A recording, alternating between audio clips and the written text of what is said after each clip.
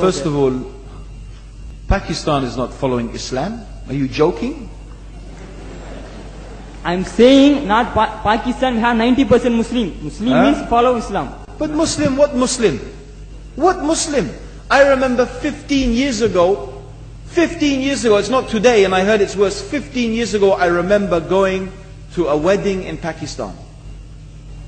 A wedding where men and women were mixing freely. Where the bride was dancing on the stage with all the male members of the family dancing on the stage. I am sure somewhere around, we probably hidden in a corner then, but I hear now it's open, drinking alcohol. What Muslim are we talking about? This was 15 years ago. Now I hear it's even worse. Oh yes, they're Islam. When the bride and the groom are walking to the car, they're holding the Quran over their head for blessing. That Islam? That's not Islam.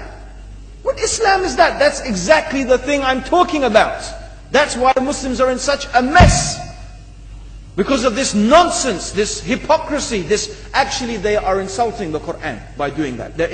Amongst all of this haram, they think that the Quran, holding it over their head, is going to bless them because they're holding it. What is that? Where did they get this from? So, I don't know what we're talking about. In fact, this is the problem. You see, the Muslim world itself is so far from Islam. So many you find here in India. Or I know it's not a Muslim country, but there are lots of Muslims here. But I don't know what sort of Muslim. Most of them go to the dargah and they call upon some dead person in the grave, and they think that by talking to a dead person they're going to have their needs fulfilled.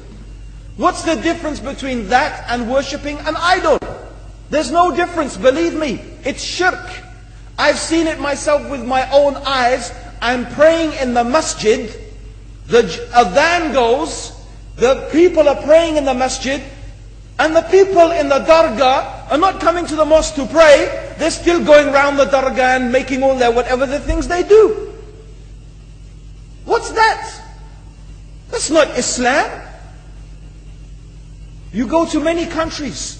You find Pakistan, you want to see Islam in Pakistan. You know, in England, in every street corner we have a pub. You know what's a pub? You know what's a pub? Like a bar, you know, a place where you sit and drink alcohol. Yeah? Yes? In Pakistan, believe me, they have something worse than that. Yes, worse. On every street they have a picture of a palm. Everywhere you see it, hanging from the windows. They have the picture of a palm.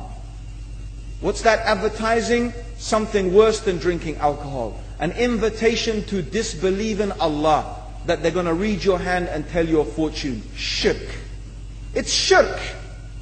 Whoever believed, the Prophet said, sallallahu alaihi wasallam, whoever visits a fortune teller out of curiosity, Allah will not accept their prayers for 40 days. Whoever believes in the fortune teller has disbelieved in Allah and His Messenger.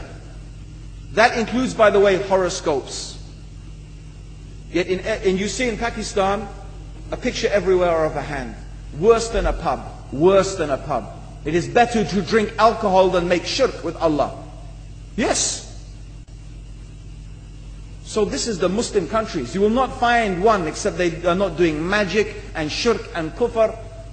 Or except maybe one or two you will find. So this is the state of the Muslims. So no wonder we're in the confusion and the chaos. So these are not good examples.